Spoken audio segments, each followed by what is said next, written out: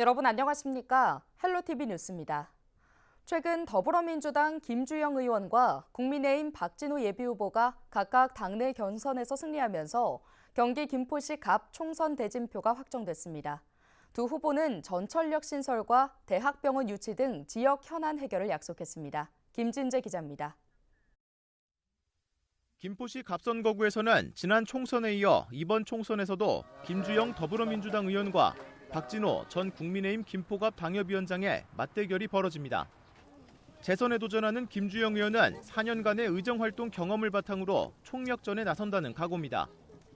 의정 경험을 바탕으로 해서 우리 무너져가는 대한민국의 민주주의를 지키고 그리고 우리 김포의 현안들을 빠르게 확실하게 해결하는 데 중점을 두고 정말 모든 것을 다 건다는 각오로 열심히 뛰겠습니다.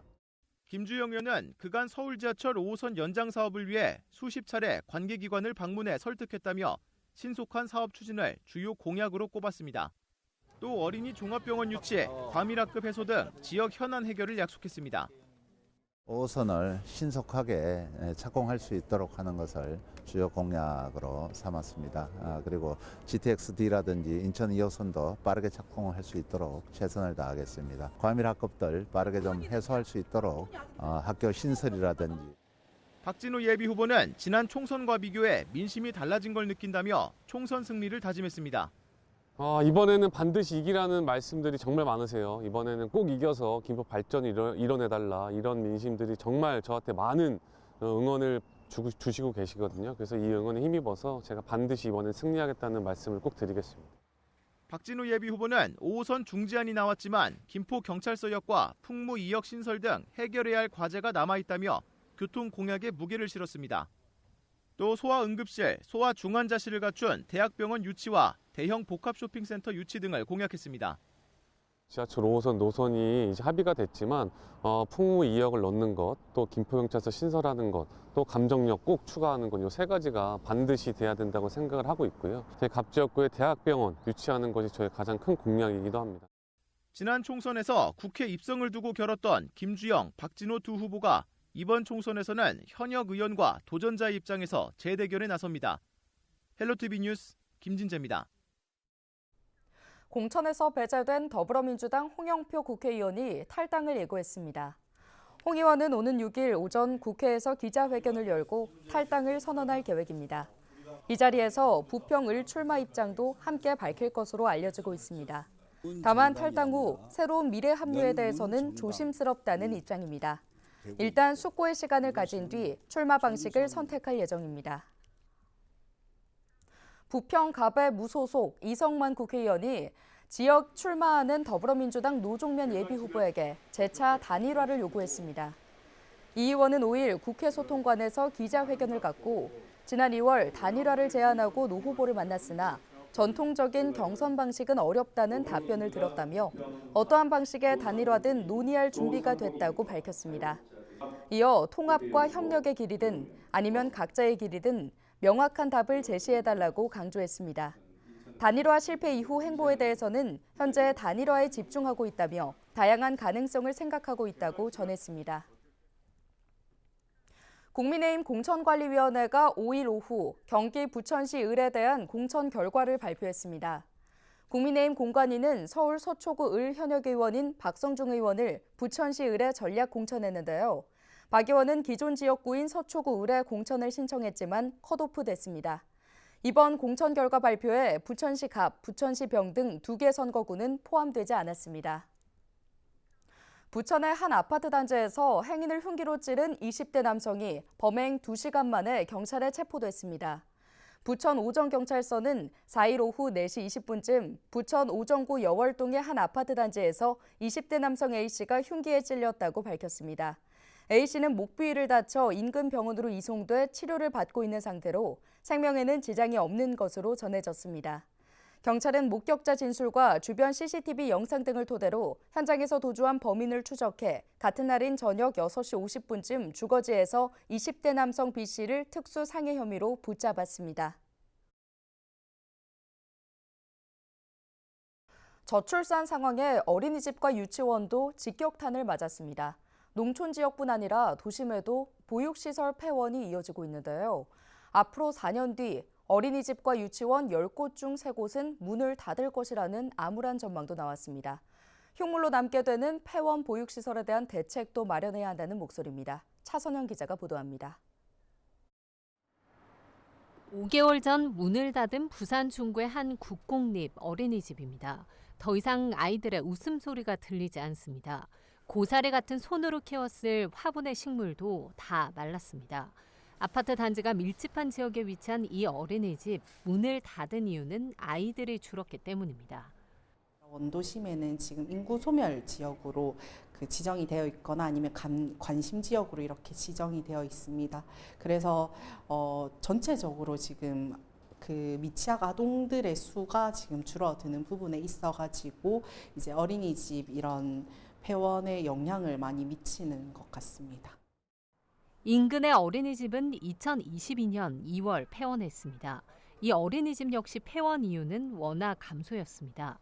아이들이 떠난 텅 빈 공간은 2년째 방치되고 있습니다. 지역 주민들은 문을 닫은 어린이집 모습에 격세지감을 느낍니다. 제가 이 동네 살은 지가 지금 딱 만 50년 됐습니다. 보수 어린이집이라고 다니다가 보수 초등학교를 갔고 지금 이제 그러다 보니까 젊은 사람들이 안 살다 보니까 결과적으로 지금 이렇게 황폐화된 이렇게 어린이집이 폐교 비슷하게 되고 너무 안타깝죠 지금요. 저출산 여파에 앞으로 4년 뒤엔 어린이집과 유치원의 31.4%가 사라질 것이라는 연구 결과도 나왔습니다.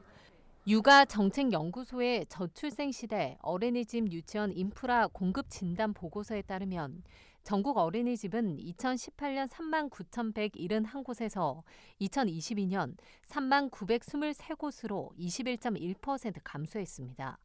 유치원은 2018년 9,021곳에서 2022년 8,562곳으로 줄었는데 이 추세라면 2028년이 되면 어린이집과 유치원의 30% 이상은 문을 닫을 것이라는 전망입니다. 취약 지역의 어린이집과 유치원이 사라지면서 일부 아이들은 갈 곳을 잃은 상황도 벌어지고 있습니다. 활용 방안을 찾지 못해 문을 닫은 후 지역에 방치된 보육시설도 골칫거립니다. 어린이집, 유치원 급감 예상에 따른 대책 마련도 필요하다는 목소리입니다. 헬로티비 뉴스 차선영입니다. 경기도가 정부의 R&D 예산 감축으로 기술개발 사업 중단 위기에 처한 도내 기업들을 지원합니다. 도는 R&D 과제 중단 기업 긴급 지원 대책을 시행한다고 5일 밝혔는데요. 우선 R&D 과제 중단 기업에 300억 원 규모의 특별 융자 등을 지원할 방침입니다. 또 기업 애로 접수센터를 설치해 R&D 과제 중단 기업들의 구체적인 현황과 규모를 파악할 예정인데요. 분석 자료를 바탕으로 R&D 기업의 연구원 인건비와 상품 출시를 위한 시험 분석비 지원 사업을 수립할 예정입니다.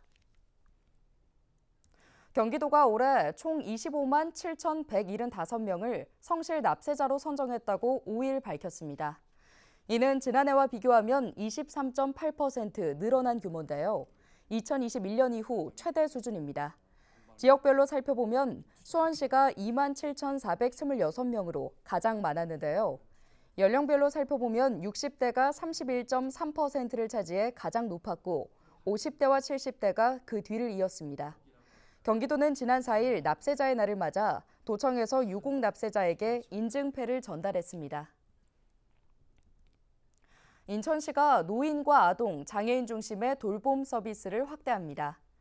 시는 지난해 연수구와 부평구에서 시범 사업으로 진행했던 일상 돌봄 서비스를 이달 중 옹진군을 제외한 9개 군구로 확대해 순차적으로 실시한다고 밝혔습니다. 특히 40에서 64세까지 중장년에게 제공되던 일상 돌봄 서비스를 돌봄 사각지대였던 19세 이상 청년까지 확대하고 가족 돌봄 청년 또한 기존 13에서 34세에서 9에서 39세의 청소년과 청년으로 범위를 넓힙니다. 서비스 이용은 거주지 동행정복지센터에 방문해 신청하면 되며 자세한 내용은 인천시 또는 해당 군구 누리집에서 확인할 수 있습니다.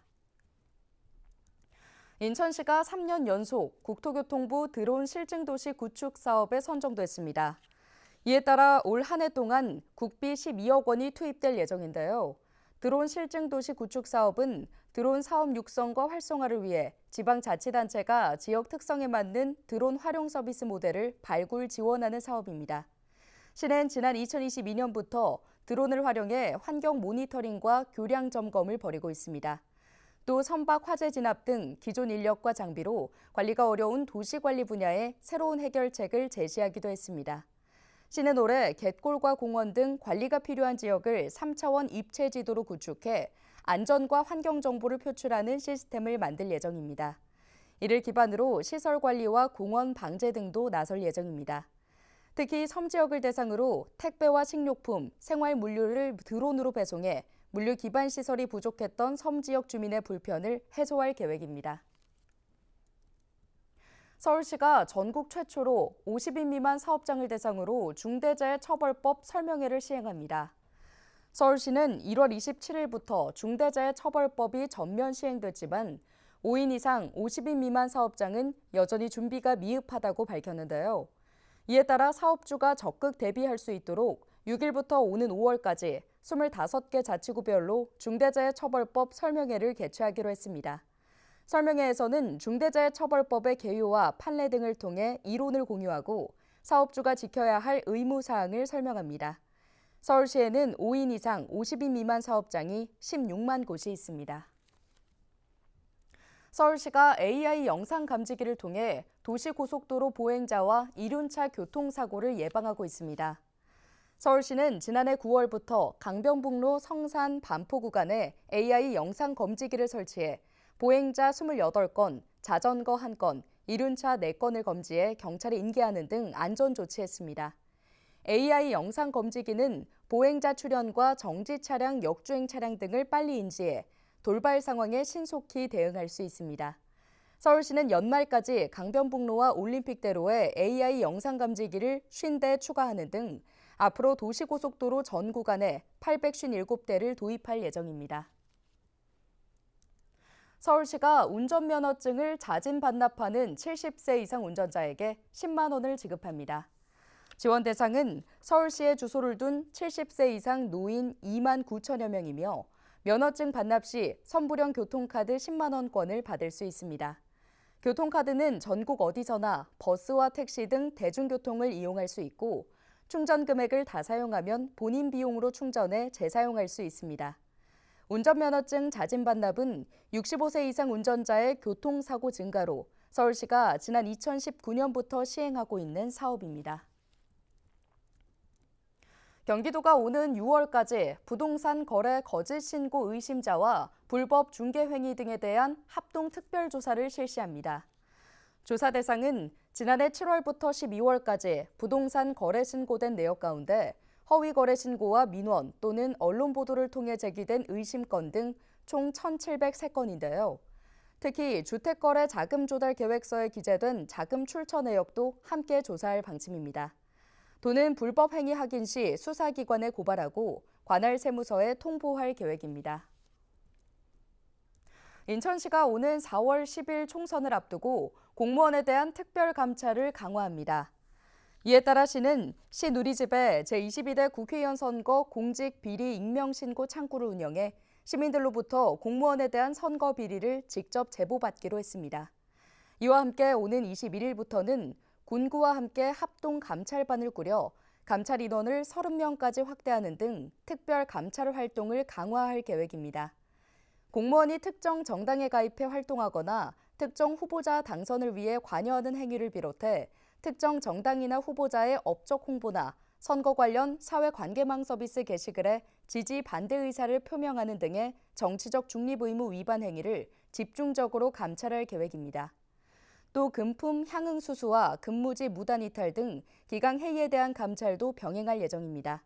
적발 시 여부에 관계없이 무관용 원칙을 적용해 엄중 문책할 방침입니다. 오늘 준비한 소식은 여기까지입니다. 함께해 주신 여러분 고맙습니다.